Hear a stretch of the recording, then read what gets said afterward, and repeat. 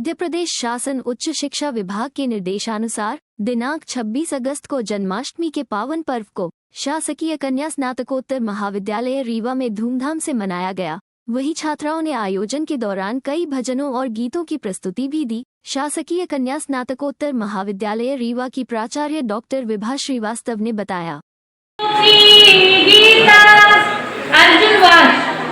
निमित्तानि च पश्यामि विपरीतानि केशव न च श्रेयो अनुपश्यामि हत्वा स्वजनमाहवे।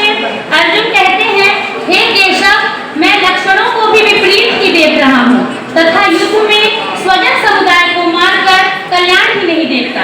तब भगवान श्री कृष्ण कहते हैं, योगस्थः कुरु कर्माणि संगै त्यक्त्वा धनञ्जय सिद्ध्य सिद्ध्यो समो भूत्वा समत्वं योग उच्यते।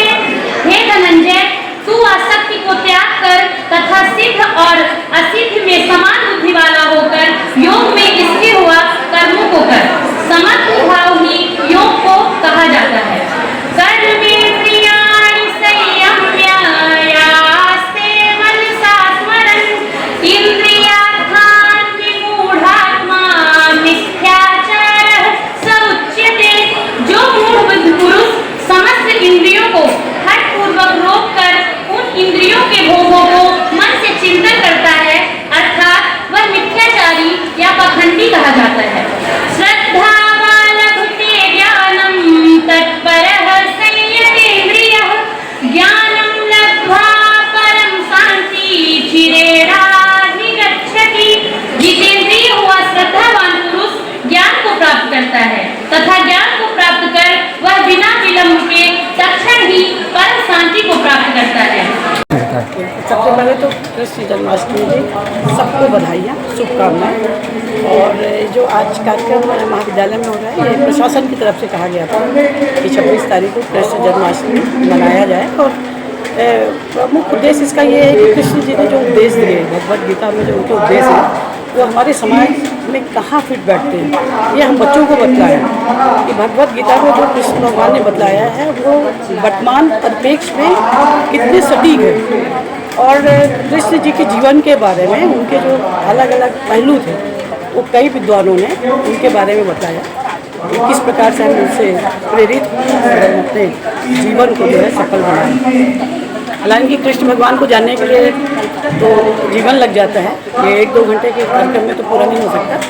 लेकिन हमारे यहाँ महाविद्यालय की जो छात्रा है शांभवी मिश्रा, उसने बहुत अच्छे से वो प्रवचन भी करती है। ये हमारे महाविद्यालय का सौभाग्य है। तो उसने बहुत अच्छे से कृष्ण उपदेश के बारे में बताया और छात्राओं को अवगत कराया। इसी प्रकार और भी जो छात्राएं हैं उन्होंने भजन गाए। संगीत विभाग के छात्रों ने बहुत सुंदर भजन की प्रस्तुति की। और जो हमारी मुख्य वक्ता थी रजनी चमड़िया जी, श्रीमती रजनी चमड़िया, उन्होंने भी श्लोक जो है वो बिन देखे उनको पूरे रटे हुए थे। और उन्होंने तो उससे क्या होता है कि जो हमारी युवा वर्ग है उनको ये प्रेरणा मिलती है कि मैडम जो मुख्य वक्ता आई उन्होंने बिना देखे इतने श्लोक जो है हम लोगों के सामने बतलाए। और भी बहुत सारी यहाँ पर छात्राएं हैं जो कि बहुत अच्छा संस्कृत में उन्होंने श्लोक बोले और अर्थ बतलाया।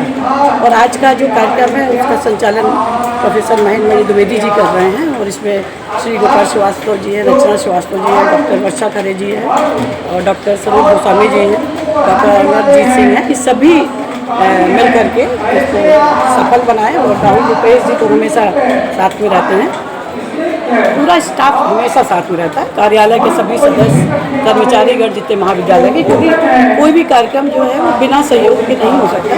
तो ये हमारे लिए सौभाग्य की बात है कि महाविद्यालय के सभी परिवार के सदस्य मेरा साथ देते हैं और इस प्रकार के कार्यक्रम हम कर पाते हैं। जो हमारे शासन की मंशा है कि युवाओं में शिक्षा के साथ साथ शैक्षणिक गतिविधियाँ भी हों और जिससे उनका बहुमुखी विकास हो सके, व्यक्तित्व का विकास हो सके। उसके लिए खाली बोलना नहीं, हमको करना पड़ता है। भले ही छुट्टी है, लेकिन अब जब शासन का आदेश है तो हमें आना है और कार्यक्रम भी फिर हमको ऐसा अच्छा करना है कि ताकि जो उद्देश्य है उसको हम पूरा कर सकें। तो मेरा ये और मेरे महाविद्यालय के परिवार का ये उद्देश्य रहता है कि हमें जो भी करना है वो अच्छे से करना है, ताकि हमारी छात्राओं का बहुमुखी व्यक्तित्व विकास हो सके। और जो आज का जो कार्यक्रम है वो बहुत ही अलग है, क्योंकि कृष्ण जी के जो उपदेश है भगवत गीता में जो उन्होंने बताया है भगवत गीता के माध्यम से, तो वो खाली एक महाविद्यालय, एक शहर या एक देश के लिए नहीं है, ये तो पूरे विश्व के लिए है। और बहुत बड़े जो वैज्ञानिक हैं या जो बहुत बड़े लोग होते हैं, उन्होंने सबने कृष्ण जी के उपदेश को अपनाया है, चाहे वो किसी भी राष्ट्र में हो, किसी भी धर्म के हो। जो ये समझता है उनके उपदेशों के बारे में जो उन्होंने बताया है, तो वो इन बातों को समझते हैं और इन्हीं चीज़ों को लेके जो हमारा ये उद्देश्य है भारतीय ज्ञान परंपरा। भारतीय ज्ञान परंपरा हमारी नई शिक्षा नीति के अंतर्गत रखा गया है और ये हर सब्जेक्ट में है, हर विषय में है, चाहे वो कॉमर्स हो, चाहे साइंस हो, चाहे आपका ये स्नातक इसमें कला संकाय हो, चाहे इंजीनियरिंग हो, चाहे मेडिकल, सब में भारतीय ज्ञान परंपरा रखा गया है। भारतीय ज्ञान परंपरा का ये एक भाग है कि हम इन त्योहारों को भी जानें और जो कृष्ण जी ने उपदेश दिया है उसको लोगों तक पहुँचाएं इन्हीं शब्दों के साथ। और तभी हमारा भारतवर्ष जो है विश्व गुरु के रूप में सामने आएगा।